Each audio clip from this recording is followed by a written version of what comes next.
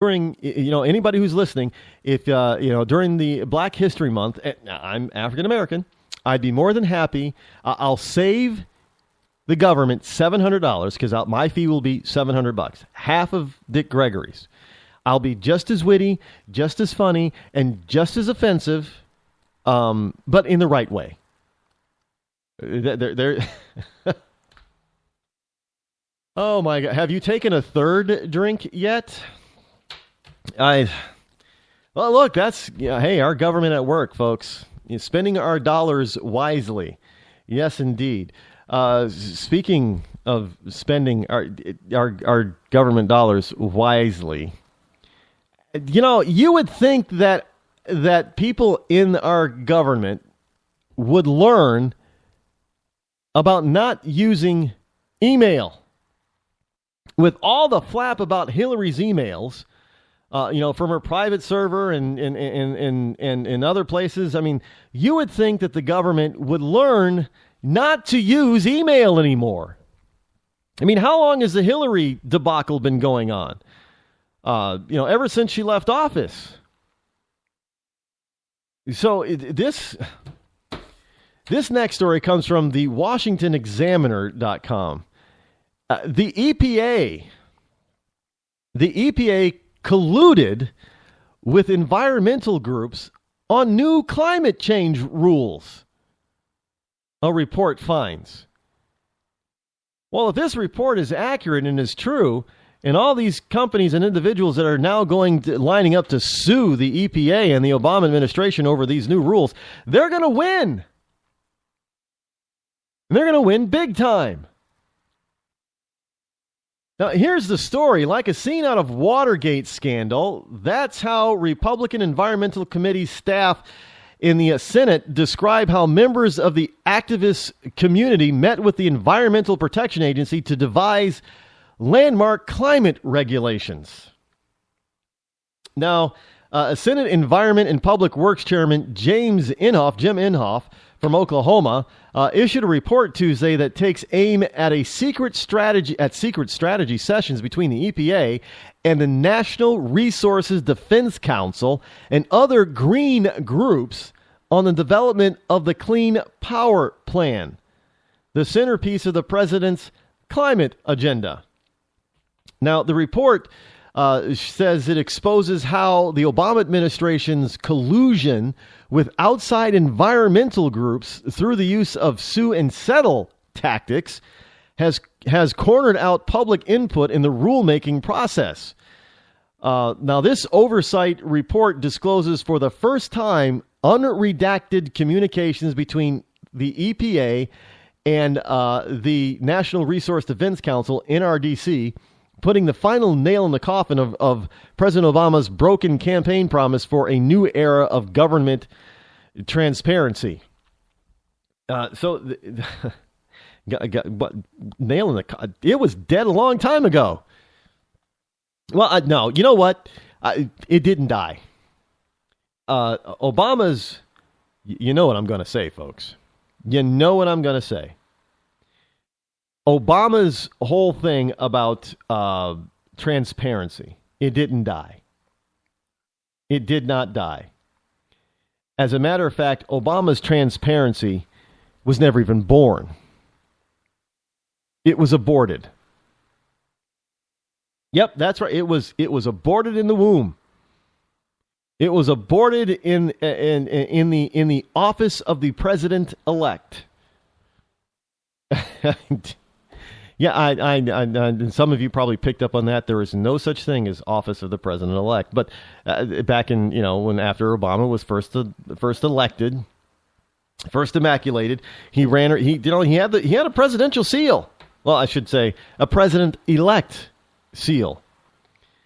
And whenever he or his newly forming administration gave a press conference or did a speech or anything, it was on on the podium was stuck this office of the president-elect.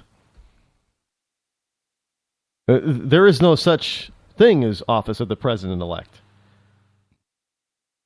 Obama invented it.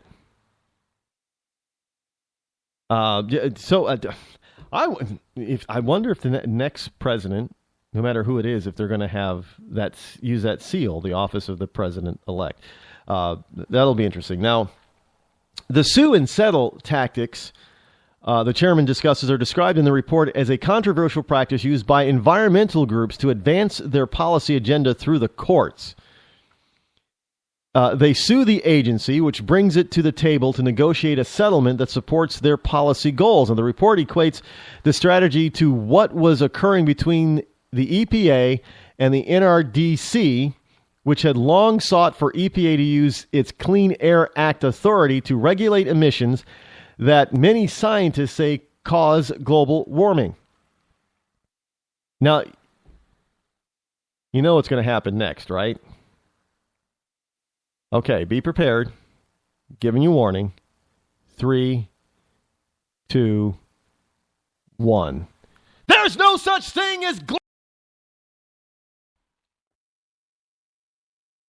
There is no scientific evidence for it, but yet these idiots are running around suing other companies and government agencies for the sole purpose of bringing them to the negotiating table so they will settle on getting closer to their final goal of eliminating power generating plants and cleaning our air, I guess, and throwing us back to the Stone Age. That's what this is all about. I mean, yeah. Yeah, I gave you the warning 3, 2, 1 because for some of you who listen to the show, you knew I was about to blow a gasket on that one. So for those of you who are new, I gave you some warning. Next time there may not be a warning, so just be aware of that. That's a warning that there may not be a warning. Now, the Clean Air Act is bogus. All it does is increase the cost of energy and everything else that we have to purchase to live by. You know, you want a new house. Well, now there's, the Clean Air Act has got, there's regulations for that. You got to, that's adding the cost to your new house. It used to be, well, hey, R12 used to be good enough for your house, right? Oh, no. You better have like R19 or R20 now. Well, that's an increased cost. You used to be able to build a house with 2x4s. No. Well, you got to be able to shove in more insulation in there, so you got to use 2x6s. Well, that's an increased cost. Hey, that car that you want to buy, well, it's got to have all this anti-pollution crap on the car. At the same time, that stuff actually decreases MPG, so manufacturers are being told, well, you still got to increase the MPG in the car. So all of that extra stuff on there, on your car that you open and you open your hood and you're like, well, where the hell's the engine? Well, that increases the cost of the car.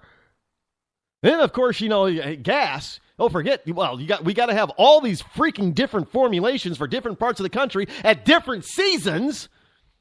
It's got one formulation for the Northeast for the summer and another formulation for the Northeast for the winter, and then one formulation for the West Coast for the summer and another formulation for the West Coast, Northern West Coast for the winter. And you got a Southern formulation, and you got a Northwest formulation, you got a Midwest formulation, and you got corn you got to add to it, in the form of ethanol and all that kind of crap. All that adds cost to the gas, which you and I have to pay. All because a bunch of people are saying, hey, this is going to reduce pollution and give us cleaner air so we prevent global warming. And we haven't prevented jack. And so now people are all wondering, well, why the hell does this keep happening? How is it that the EPA all of a sudden comes out with all of this extraneous, stupid, over-the-top regulation? Well, here's the answer. It's called, they've been doing this for years. We have been bamboozled into believing, the government's acting alone. No, they're acting in cohorts with all of these environmentalist wacko groups, including the NRDC, with Natural Resources Defense Council. What the hell is that? They're defending natural resources? Look,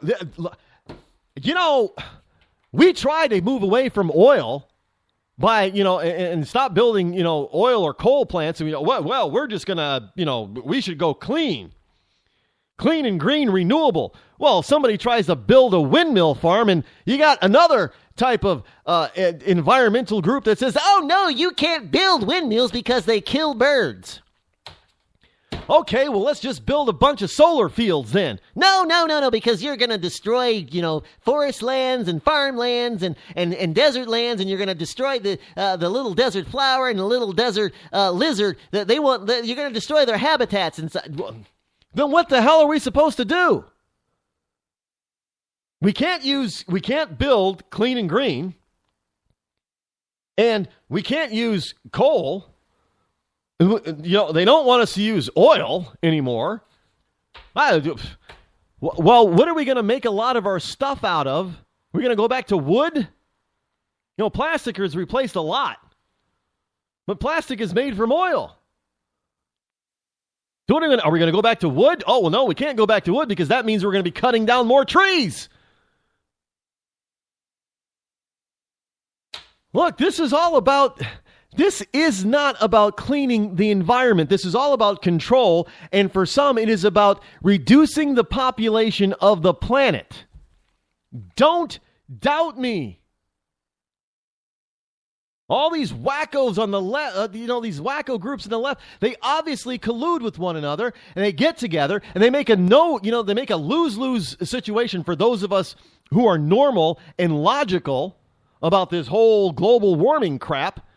And they collude with our government, who then, because they sue the government, and the government's like, well, okay, we'll just come to the table and we'll negotiate so, we don't lose in court, which they probably wouldn't lose in court anyway. 90% of the time they wouldn't lose.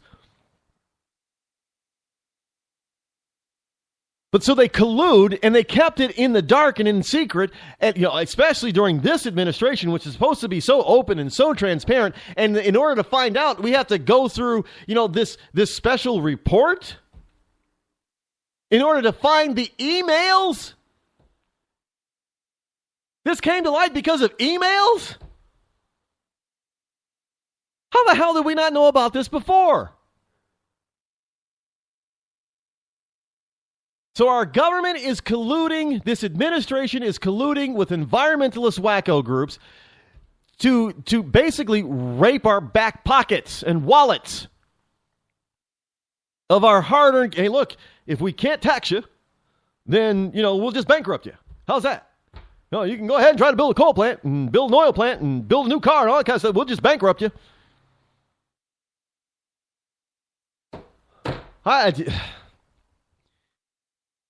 We have lost our collective minds if we do not turn out nearly every single one of these liberal nut jobs that are up for election in 2016. If we do not turn them all out, we deserve the government that we get. Plain and simple. Here, it's really that serious, because now we got these environmentalist wacko groups that now that we've got evidence that they're colluding with the government to screw us, the American people, and the rest of the planet, by the people on the rest of the planet. Don't doubt me, folks. I told you this before. When are you not going to stop? When are you going to stop doubting me? Well, that sounds means we're out of time, unfortunately, for tonight. So we'll be back here tomorrow, same bat time, same bat channel. Until then, I'm Rod Eccles. This is the Rod Eccles Show. I'm out.